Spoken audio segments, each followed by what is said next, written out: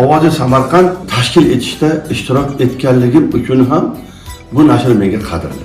Juda ko'p o'ylovlar, tanlovlar va davlat rahbarlarining qo'llab-quvvatlashi, eng muhimi Samarqandda yashovchi tojik millatiga mansub, tojik tilida gapiruvchi aholining ehtiyoji hisobga olinib ochilgan va davr talabi ham hisobga olingan o'shanda mustaqillik boshida. Mustaqillikning mevalaridan va biz uchun yoqimli mevalardan bittasi bo'lgan nashr deb hisoblayman buni. Nima uchun? Chunki bu nashr tashkil etilgandan keyin o'zini atrofiga haqiqiy ziyonlarni yig'a oldi. Men ziyoni deganimda bu oliy ma'lumotli kishi nazarda tutmayapman, balki o'zini tilini, madaniyatini yaxshi biladigan va farzandlarga o'sha milliy mafkura asosida tarbiya bera oladigan odamlarni nazarda tutyapman. Mana shunday ibratli insonlar yig'ildi bu yerga. O'sha Norqul Ostazoda bilan radioda ham birga ishlaganligimiz tufayli u kishining odobi, axloqi, muomalasi, madaniyati, bilimi hammamizga havas edi. Mana shuning uchun ham gazeta o'sha davrda ham birdaniga aytaylik o'zini bir o'quvchilarni ham topdi. O'zini mualliflarini ham topdi birdaniga. Juda ko'pchilik ishtirok etdi. Nafaqat O'zbekiston hududida, balki qo'shni mamlakatlarda, xususan Tojikistonda yashovchi shoir, yozuvchilar ham shu gazetada she'rim, hikoyam, maqolam chiqsin degan ehtiyojlarni paydo qildiki, bu men o'ylayman Samarqand adabiy muhitini, ijtimoiy muhitini, qudratini ko'rsatadi. Bu gazeta chinakam tojik millatiga xos bo'lgan madaniyatni saqlab qolishda, tilning jozibasini saqlab qolishda va eng muhimi uni davom ettirib avlodlarga berishga katta xizmat qildi. Juda ko'p shoirlarni aytaylik kashf qildi bu yerda, yozuvchilarni kashf qildi. Bu narsalar albatta tarix emas, bu yutuq bu faqat. Hammamiz uchun yutuq bu yerda.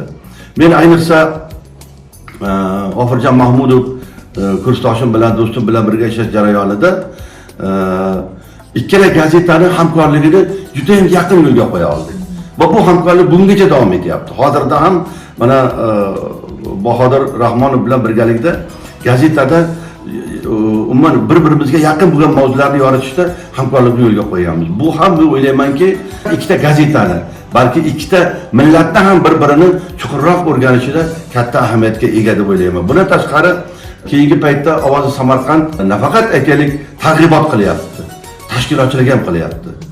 Yangi ijodkorlarni kashf etib, kitoblarni chiqartirib berib, ularning taqdimotini o'tkazish yoki bo'lmasa buyuk adiblarning yubileylarini, sanalarini yoki kitoblarning taqdimotini o'tkazishda ham bu tahririyat xodimlarini tashabbuskor bo'lishi meni quvontiradi. Bundan tashqari har bir redaksiyani, har bir xodimi bugungi kunda Ovoz Samarqandni qaysidir jamoatchilik komissiyalarida safida xizmat qilyapti. Bu ham demak mana shu tahririyatda o'ziga xos ishchanlik muhiti, o'sha vatanga xizmat qilish muhiti, o'zini kasbini hurmat qilish muhiti mukammal ekanligini ko'rsatib turibdi. Endi yana bir quvonchli jihati shundaki, Ovozi Samarqand ancha yil bo'ldi, 10 yil, 15 yillar bo'ldi boshlanganiga, o'zini huzurida demak yosh jurnalistlar bilan ishlash yo'nalishini ochgan, yaratgan bular.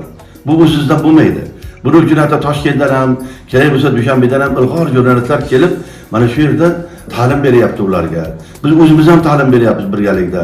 Chunki Samarqandda yashaydigan odamlar ikki tilda yozishi bu yangilik emas. O'rganishi ham yangilik emas-da. Mana shu jihatdan olganda men tabriklayman bu tahririyatni. Chunki mana aniq bilaman, bugun ishlayotganlarning bir 10-15% aynan mana shu maktabni bitirib chiqqanlar. Aytaylik boshqa joylardan shunday kadrlar bugun Toshkentda ishlayapti, hatto mana shu maktabni bitirgan kadrlar. Buni davom ettirish kerak va qo'llab-quvvatlayman. Chunki yoshlar jurnalist bo'lmaganda ham yozishni, o'zini fikrini izhor qilishni o'rganishi bu bugun davlatimiz rahbari tomonidan muallimlarga, jamoatchilikka qo'yilgan katta talab bu. Yoshlarimiz demak yozishni, chizishni o'rganish kerak. Yoshlarimiz so'zlashni, fikrni aytishni o'rganish kerak. Yoshlarimiz o'zida fikrni shakllantirishni o'rgatish kerak. Aynan bugun Ovozi Samarqand gazetasi ana shu vazifani bajaryapti. Bu qutlug' vazifa, bu sharafli vazifa. Bu yo'lda avvalambor tahririyat xodimlariga, uni mualliflariga, mushtariylariga chin ko'ngildan masalan bugungi sanamiz muborak bo'lsin deyman. Qolaversa mana shunday sharafli ishda hammaga omad tilab qolaman.